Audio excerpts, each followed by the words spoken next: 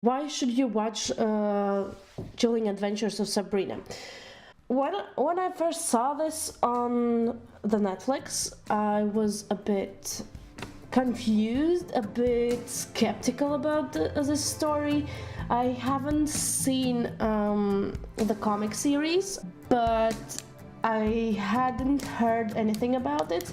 So my first impression about Sabrina and the story was a bit really skeptical, because I am really used to seeing and watching Sabrina from a childish perspective, specifically from the animated series Sabrina Animated, which aired around 1999 to 2000. And yeah, for me it was really weird to watch it at first, but I got so hooked up into this story and how it was played. One thing that I have noticed about this TV show is the people, the actors are really well seen and found. One thing that I really liked about the Chilling Adventures of Sabrina is that the basis of the story is the same as the animated stories, but there are like specific things that are a little bit different. For example, one of the things that I actually kind of liked more, and it gave this interesting horror-y version of TV show, was the familiar, or well, Sabrina's cat, Salem. In the animated stories, I think it was he was a talking cat who was a witch before he had turned into a cat. I think something like that. I really don't remember anymore. And this story, Salem is Sabrina's familiar. In one of the episodes, I think it was the second one, she decided to call for her familiar to get one herself, because usually, apparently, all of them have some kind of familiar. And she tried to summon him. No, nothing happened, and then later on he appeared to Sabrina, and is really helpful through the whole series on both seasons. The main story difference between Sabrina Animated and this story was that in this story everything is surrounded around this story about dark baptisms that every witch, when they turn 16, I think it was 16, yes, that they have to go through this dark baptism and accept this life of seeing and being in Dark Lord Satan's life, that he is the greatest, the best, and etc. The second thing that is connected with this story, a little bit different from the other animated stories, is that she goes not only to the normal school for human beings, but she starts to go to this magical school named Church of Night, where Father Blackfoot is the priest, or like some kind of director of the whole school. As usual, in any story, I have noticed that in this story also there are these three people that are like trying to seem very cool, and they are better and bigger and stronger, and when Sabrina appears they show this remorse, hate against her. But one thing that I liked about the story is that with time, different from other stories, these three girls that are named Weird Sisters, they actually started to help a little bit. Yes, they still hated her for being different, especially in the second season when a lot of things happened.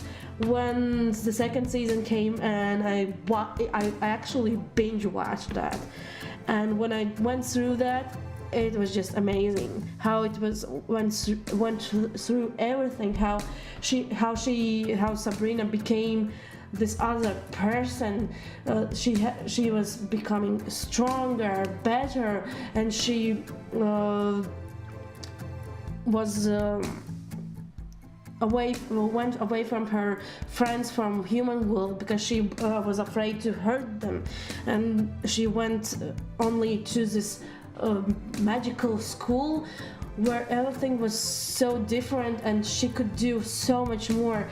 And it wasn't just about good things, but she did also some other worse, not so good things.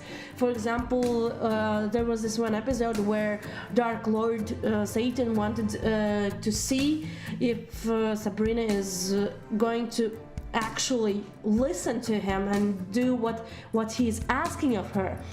So he asked her to steal a gum from the shop, and she was like, no, I don't want to do that. Why should I steal some kind of gum from the shop when she could resist?